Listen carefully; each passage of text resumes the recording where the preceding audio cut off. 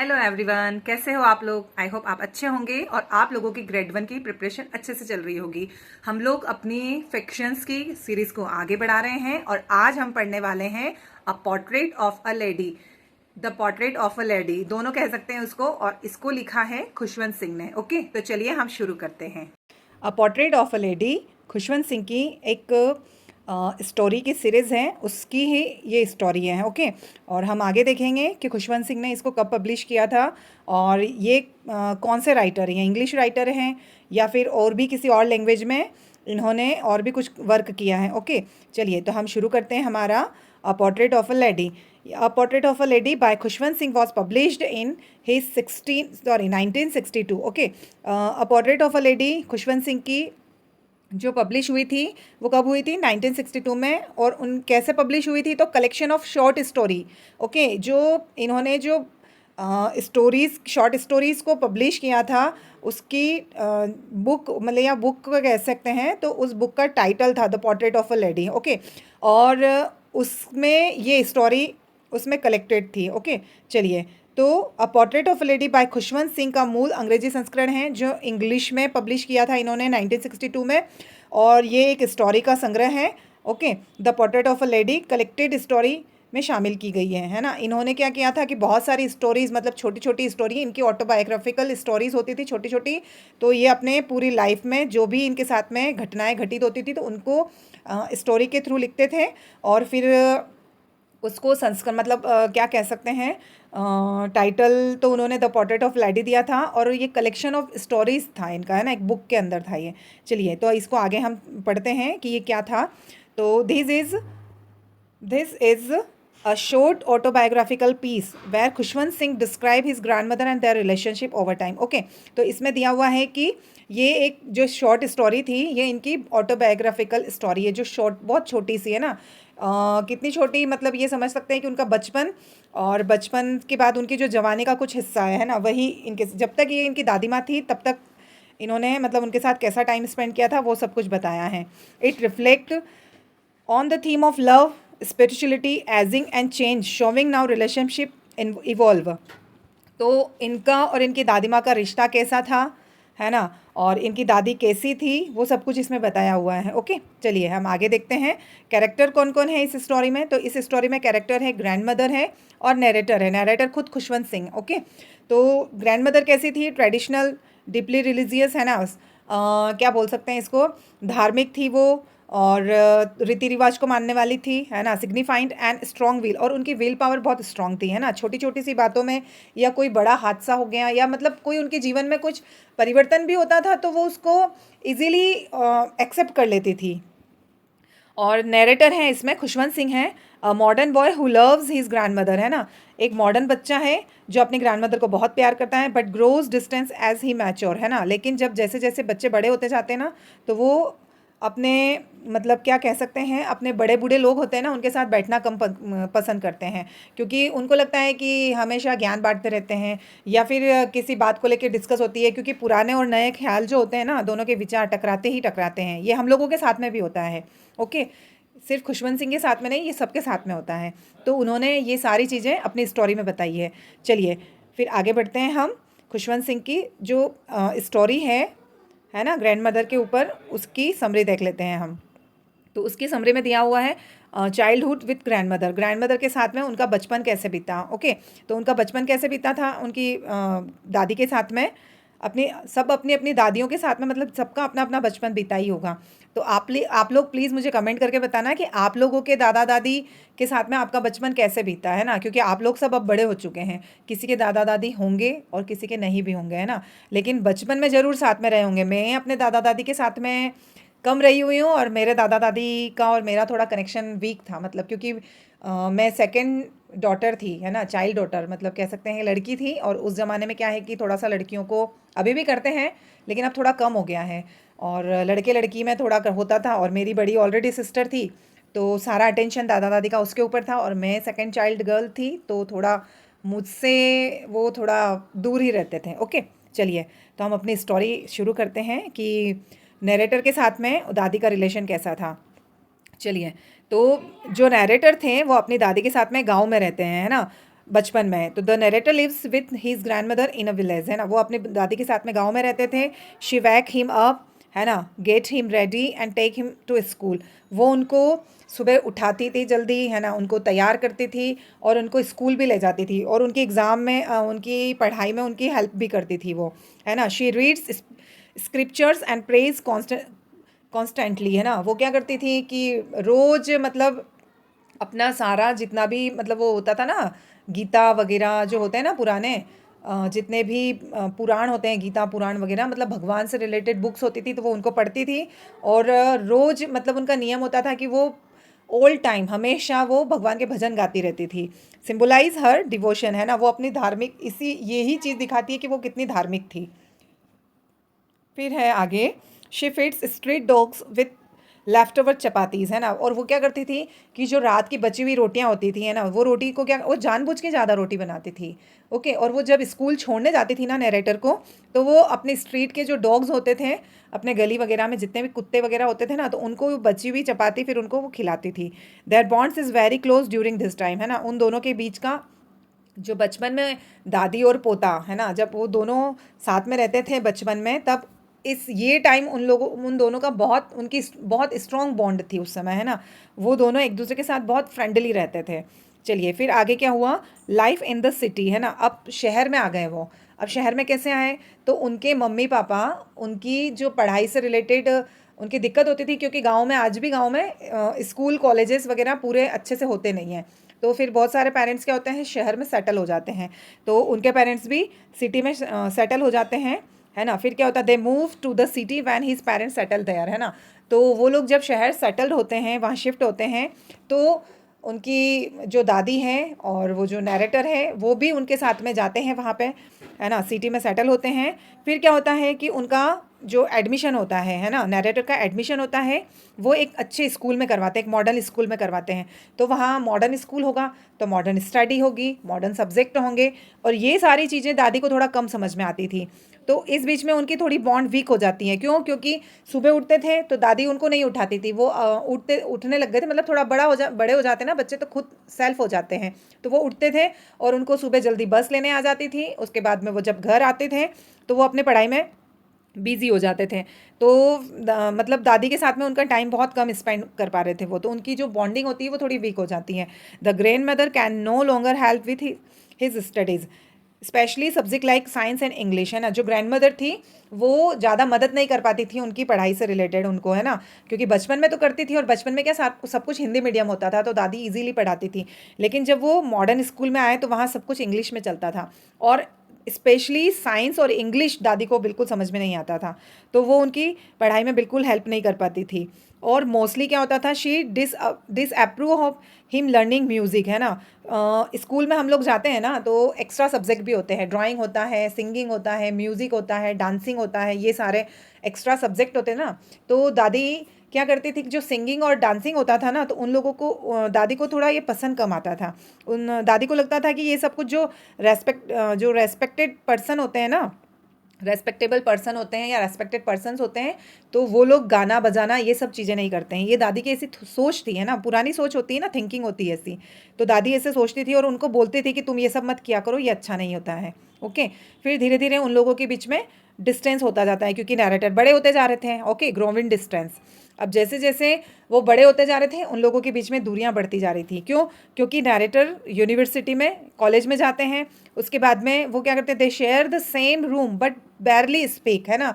वो एक ही कमरे में रहते थे दोनों, लेकिन उनके बीच में नाम मात्र की बातचीत होती थी, बिल्कुल बैरली स्पीक, मतलब कि उनकी जो बातचीत होती थी वो सिर्फ क्या कह सकते हैं, नाम मात्र की, कि कैसे हो या कुछ खाया, ऐसे करके बस ऐसे ही होती थी।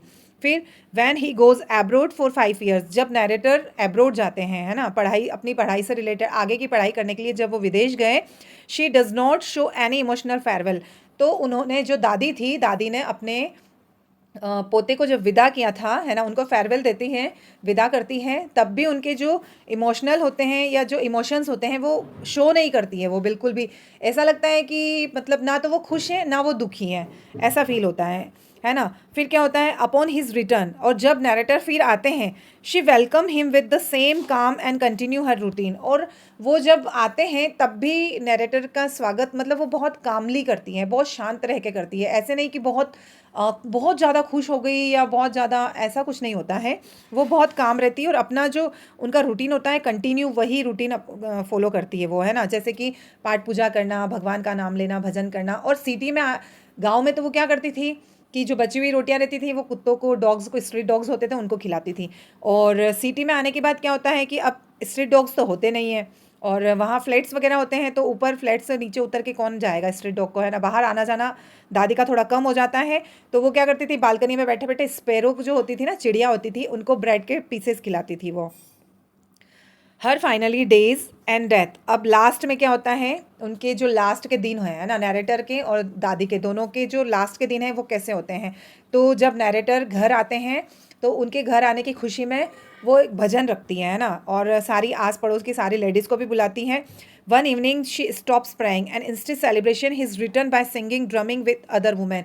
वो क्या करती है, सारे मोहल्ले वगैरह जो भी कॉलोनीज़ की लेडीज़ होती है सबको इकट्ठा करती हैं और भजन शुरू कर देती हैं, और ढोल वगैरह सब बजाती हैं और इतना नाचती हैं, इतना नाचती है, खुशी से झूमती हैं। और पुराने जितने भी गीत होते हैं ना, जैसे कोई जंग से लड़के सेना का कोई सिपाही आता है और बहुत खुशियाँ मनाते हैं ना, वो सारे वो सारी सिंगिंग करती है, मतलब वो सारे गाने गाती है वो, है ना।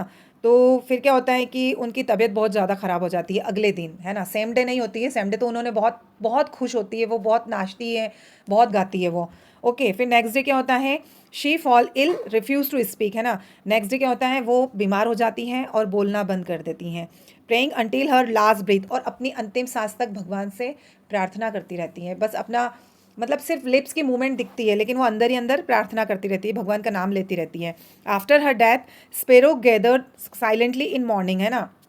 उनकी जब मौत होती है तो जो चिड़िया होती है, शायद ऐसा दिखाते हैं नैरेटर की, शायद चिड़िया को भी पता चल गया था कि अब दादी नहीं रही है, अब हमको दाना कौन खिलाएगा। तो वो लास्ट में आती है, और वो क्या वो हमेशा दादी के साथ में क्या है कि ची ची ची ची करके उनकी होती रहती थी, है ना। दादी स्पैरो उन लोगों का चलता रहता था। लेकिन जब दादी की डेथ हो जाती है तो स्पैरो आती हैं और बिल्कुल साइलेंटली, ऐसा लगता है जैसे वो भी उनको अंतिम विदाई दे रही है ना। उनको भी पता चल जाता है कि अब दादी नहीं रही है। Showing her purity and depth of her spirit, है ना। वो भी अपनी पूरा अपना लव वगैरह जो भी वो भी शो करती हैं कि अब हम आपको अंतिम विदाई देते हैं, है ना। ऐसे करके स्पैरो भी बिल्कुल मौन रहती है उस दिन, वो भी चीची चीची नहीं करती है। ओके, चलिए, तो इसकी थीम क्या है ना। इसमें हर फिक्शंस में थीम होती ही है, और ये थीम्स बहुत इंपॉर्टेंट होती हैं।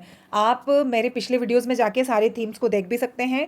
और अगर आपने अभी तक मेरे चैनल को लाइक नहीं किया है तो प्लीज़ लाइक करिए, और अगर सब्सक्राइब नहीं किया है तो सब्सक्राइब भी करिए, क्योंकि आप लोगों को ये सारे वीडियोस टॉपिक बाय टॉपिक मैं कंटिन्यू लाती रहूँगी और आप लोगों को बहुत हेल्प मिलेगी।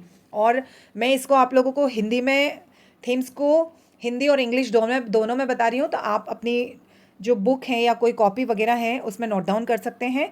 और अगर आपको मेरी सारी मतलब ये जितनी भी पीडीएफ है अगर इसकी ज़रूरत लगती है तो आप प्लीज़ मुझे कमेंट करके बताइएगा, तो मैं इसको डिस्क्रिप्शन में लिंक कर दूँगी, ताकि आप लोगों को जब भी नोट्स वगैरह की ज़रूरत लगेगी या फिर आपको नोट्स या इसको देखना होगा तो आप डिस्क्रिप्शन में जाके लिंक को क्लिक करेंगे तो आप इसको इजीली देख पाएंगे। ओके, चलिए, तो इसमें थीम्स क्या हैं। इसकी फर्स्ट थीम है चेंज एंड कंटिन्यूटी। ओके, परिवर्तन है और स्थायित्व है, मतलब चेंज भी हो रहा है, लेकिन चेंज के साथ, परिवर्तन के साथ साथ स्थायित्व भी हो रहा है। कैसे हो रहा है कि समय और स्थान तो बदलते हैं, लेकिन दादी अपने संस्कार और अपने धार्मिक आदर्श जो होते हैं वो उनको छोड़ती नहीं है ना। Life changes from village to city, जिंदगी बदल जाती है ना, लाइफ चेंज हो जाती है, लेकिन है ना, चाइल्डहुड से एडल्टहुड में, मतलब बचपन से जवानी में चले जाते हैं। लेकिन ग्रैंड मदर जो होती है ना, और इसमें एक नैरेटर ऐसे सोचते हैं कि मेरी दादी को मैंने, जैसे बूढ़ी थी ना तो मैंने, मतलब दादी हमेशा बूढ़ी ही थी,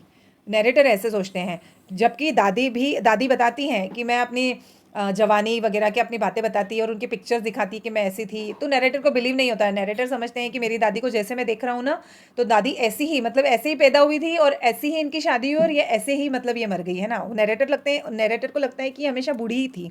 ओके, तो जो ग्रैंड मदर होती है remains constant in her devotions, है ना। वो अपनी धार्मिकता, अपने जो संस्कार वगैरह होते हैं, है ना, वो दादी के हमेशा वैसे ही थे। समय बदलता है, स्थान बदलते हैं, लेकिन दादी के संस्कार नहीं बदलते हैं। स्पिरिचुअलिटी एंड रिलीजियस, है ना, धार्मिकता और परंपरा। दादी जो बहुत धार्मिक थी, वो लास्ट तक धार्मिक रहती हैं, और अपनी जो परंपरा होती है दादी की, वही परंपरा को वो हमेशा फॉलो करती। पुराने लोग आज भी फॉलो करते हैं अपनी परंपरा को, है ना। हम लोगों ने भी अपने जो बड़े बूढ़े लोग हैं उनसे हमने भी कुछ सीखा है, तो वही चीज़ आज हम मतलब उसको लेके चल रहे हैं। और आने वाली जनरेशन उससे थोड़ा कम लेके चलेगी, लेकिन हाँ वो भी लेके चलेगी, और धीरे धीरे हमारी संस्कृति वैसे ख़त्म होती जा रही है। तो अगर हम अपनी संस्कृति को बचाना है तो हम लोगों को थोड़ा थोड़ा अपना जो पुरानी कल्चर है, पुराना जो कल्चर है, उसको हमको फॉलो करना चाहिए। अच्छा अच्छा लगता है, मतलब कभी कभी अच्छा लगता है, थोड़ा चेंजेस भी होता है, और लाइफ में थोड़ा चेंजेस होना भी अच्छा होता है। चलिए, तो grand mother symbolise his deep spirituality and faith, है ना। जो ग्रैंड मदर थी वो बहुत धार्मिक थी, बहुत धार्मिक थी, और लास्ट में मरते दम तक वो बहुत धार्मिक रहती है ना। अंतिम सांस तक वो भगवान का नाम लेती रहती हैं। इंडियन ट्रेडिशनल वैल्यू, है ना, और अपनी जितनी भी भारतीय संस्कृति होती है, भारतीय जो होती है संस्कृति, पाठ पूजा करना, भगवान का नाम लेना, भजन वगैरह करना, तो ये सब कुछ ग्रैंड मदर फॉलो करती थी। चलिए, एजिंग एंड डेथ, ये थर्ड वाली थीम है, एजिंग एंड डेथ वाली। इसमें दादी की मतलब एज और डेथ, मृत्यु के बारे में बताया है कि the natural and dignified way the grand mother ages and accepted death show grace and wisdom. मतलब लास्ट तक दादी घबराती नहीं है। बीमार हो गई तो वो क्या करती है, मौन ले लेती है, मतलब बोलना बंद कर देती, किसी से बात नहीं करती हैं वो, कंटिन्यूसली भगवान का नाम लेती रहती हैं। सिर्फ लिप्स की मूवमेंट से पता चलता है कि भगवान का नाम ले रही है वो। ओके, तो दादी की मृत्यु बहुत शांत और सम्मानजनक होती है, और वो एक्सेप्ट करती है कि हाँ मतलब मेरी मृत्यु होने वाली है, तो वो एक्सेप्ट करती है इस चीज़ को, घबराती नहीं है ना। तो ये सब कुछ उनके चरित्र को दिखाता है। चलिए, नेक्स्ट है हमारा फोर्थ वाला, और ये लास्ट थीम है, और थीम बहुत इंपॉर्टेंट होती हैं, आप इनको नोट डाउन करके रखिएगा, है ना। जैसे लेसन है तो लेसन का राइटर कौन है, ओके, फिर वो जो फिक्शन है उसका राइटर कौन है, फिर वो कब पब्लिश हुआ था, है ना। तो ये सब कुछ चीज़ें थीम होती हैं, और बहुत सारी चीज़ें ऐसी होती हैं, तो आप लोग क्या उनको नोट डाउन करके रखिए। और आप लोगों को सेशन कैसा लग रहा है प्लीज़ मुझे कमेंट करके ज़रूर बताना। ओके, तो मुझे क्या थोड़ा मोटिवेशन भी मिलता है कि हाँ चलो हमारी जो तैयारी है वो बिल्कुल राइट वे में हो रही है। चलिए, तो नेक्स्ट है हमारा फोर्थ वाला, generation gap. The story subtly portrays the gap between traditional and modern ways of life, है ना। इसमें दिखाया है कि जो पुरानी पीढ़ी और जो नई पीढ़ी है ना, जो पुराने लोग हैं और जो नए लोग हैं, तो उन दोनों की जो एज जनरेशन है, जो गेप जनरेशन है, उसको दिखाते हैं। क्योंकि दादी पुरानी होती है और नरेटर मॉडर्न ज़माने के होते हैं, है ना। तो उन दोनों के विचारों में जो दूरी आ जाती है, या जो टकराव होते हैं, या एक दूसरे के थॉट्स मिलते नहीं हैं, है ना। तो ये सब कुछ इसमें दिखाया है। जैसे कि दादी को इंग्लिश और साइंस नहीं आती है तो वो मना कर देती है, फिर बाद में वो नरेटर को पढ़ाती भी नहीं है कि मुझे ये सब कुछ नहीं आता है। और दादी जो होती हैं वो उनको ना मतलब जो संगीत होता है, म्यूज़िक, है ना, और डांस वगैरह में उनको अलाउ नहीं करती है कि ये सब कुछ चीज़ें, हम लोग अच्छे सभ्य परिवार से हैं और सभ्य परिवार के लोग ये सारी चीज़ें नहीं करते हैं। ओके, तो ये सब कुछ दादी बताती है उनको। चलिए, तो अब हम आगे चलते हैं, और इसमें इम्पोर्टेंट कोट्स भी हैं। इम्पोर्टेंट कोट्स मोस्टली फिक्शंस में है, और मेरी पिछली वीडियोज़ में ऐसे मैंने इंपॉर्टेंट कोट्स भी बताए हैं, सारे फिक्शंस में बताए हैं।